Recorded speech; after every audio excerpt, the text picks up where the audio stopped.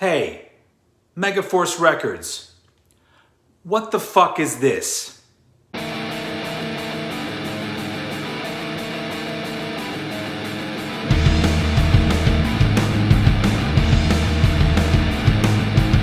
What's up, everyone? Welcome to a very special edition of Vinyl Thoughts. Why is it special? Because today I'm finally going to be talking some shit.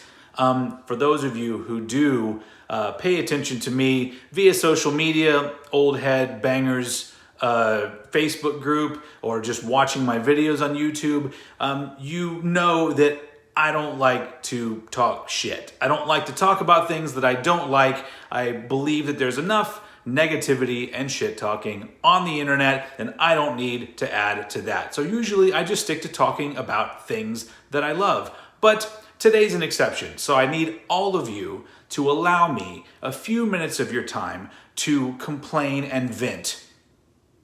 Just a little bit. So, recently it was announced, well, it wasn't really announced. Why did I even use that word? A few months ago on Amazon, there appeared these listings for reissues of the 4 John Bush era Anthrax albums. As all of you know already, I'm a huge Anthrax fan. I did two videos on my Anthrax collection. 2 albums that I do not have on vinyl are Stomp 442 and Volume 8. So I saw those were being reissued and I said, fuck it, I'm gonna pre-order those. That's awesome. And so the couple of months went past. I don't remember how long ago. It seems like it's maybe even 3 or 4 months ago that they were pre-ordered. And finally, I got one of them in the mail. And I'm going to talk a little bit about it. We're going to talk about Stomp 442. Long story short, I'm a little bit disappointed. And without further ado. So, a lot of my griping is going to be about the physical presentation of this reissue. So, take a look at this picture right here. So this is the cover of the album. Now, back in 1995, when this album came out, there was a European vinyl pressing of this album. Here is the cover art. Looks pretty fucking cool. All right, so then let's go back to this. So obviously a closer up shot of this ball of car parts and shit. So now let's go to the CD version of that cover. There you go. So you probably can't really tell the difference, but hold on a second. Take this and let's go back and forth over and over again with the other image. Can you see what's wrong here? This image has been compressed or squeezed, and the quality of the actual image is, if you look, it's like pretty blurry, and even the Anthrax thing is like it's a little bit, it just looks like, photocopied onto something. So that's baffling. When I first pulled it out, I go, why does the cover look like it's some kind of bootleg? And guess what? It doesn't stop there.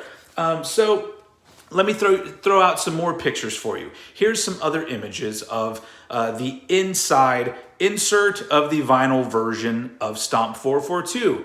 There you go. Some pictures, there's liner notes, there's lyrics. Let's even skip over and look at the CD version. Look at that. There's liner notes, there's lyrics, there's pictures. And then let's look at the back cover. This is the back cover of the CD version. This is the back cover of the vinyl version. So if you look, it's a lot of different shit going on in that version.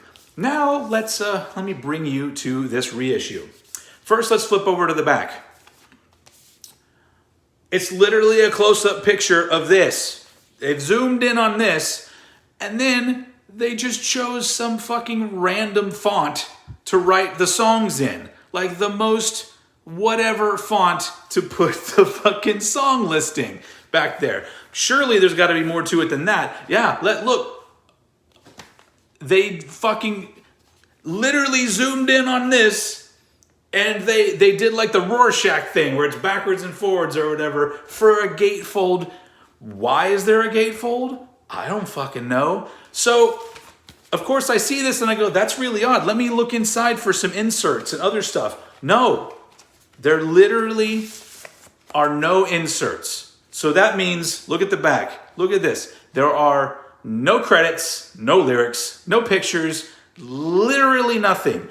The presentation of this is basically bootleg quality.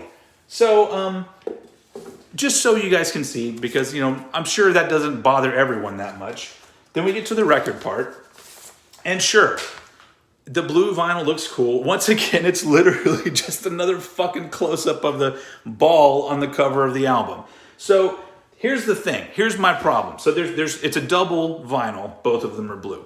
So here's my problem with this. So I played the album, and I'm closing in on my mid-40s. I've had a lot of loud concerts and being in bands and listening to loud music, so my ears aren't perfect. So it's hard for me to pick out inaccuracies in a vinyl pressing unless it's really obvious. In this case, I didn't hear anything that was super obvious. It didn't necessarily sound very dynamic, but all I know is if I am going to judge the quality done on this with the quality done at recreating the artwork for the album, as far as I know, they probably only took a CD version of the album and ended up pressing a vinyl off of that. How am I supposed to know otherwise? And that's where the story gets even more interesting. So I decided, well, I'm going to go to the websites and see if there's any indication of why this version of the album came out the way that it did. And guess what? You go to the Megaforce Records website, these reissues are nowhere to be found. There's no mention of them whatsoever. Let's head on over to Anthrax's website. There is also absolutely no mention of these reissues at all. So, my suspicions are even higher now of what actually went into making these and why they made the choices they made. Now, if you're just wanting to get a copy of this album on vinyl and you don't really care about these things, then fine.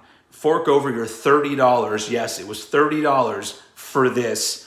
And honestly, I'm not returning it because I don't have this album on vinyl, and who knows if there's ever going to be a better one. Maybe this is all they could do. Maybe they couldn't get, the original album was on a major label. Maybe they couldn't get access to the original artwork. But if you can't do that, and you're wanting fans to fork over their money, maybe have something somewhere on some website that explains that. Because we're all fans, and some of us are a little bit picky with the shit that we buy. So, anyway, so I don't really have much more to add. This is piss poor for a reissue.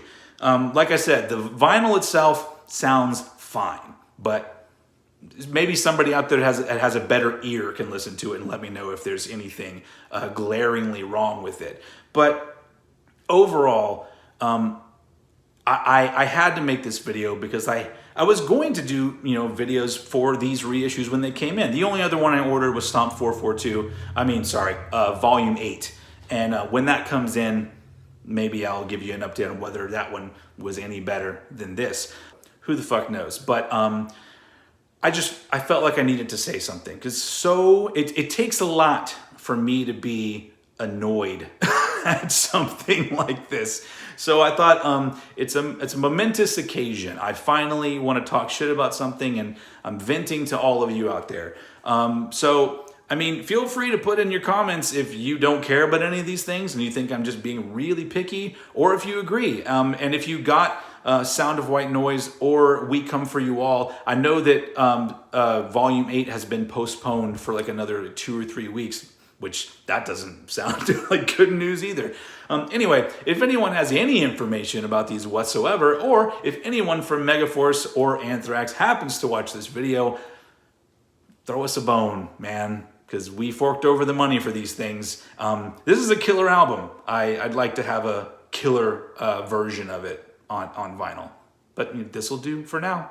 Anyway, thank you all for listening to me rant. It's a rare occasion, and hopefully I wasn't too annoying and you happen to enjoy this. If you haven't bought this yet, proceed with caution. All right, I will see you all again very soon.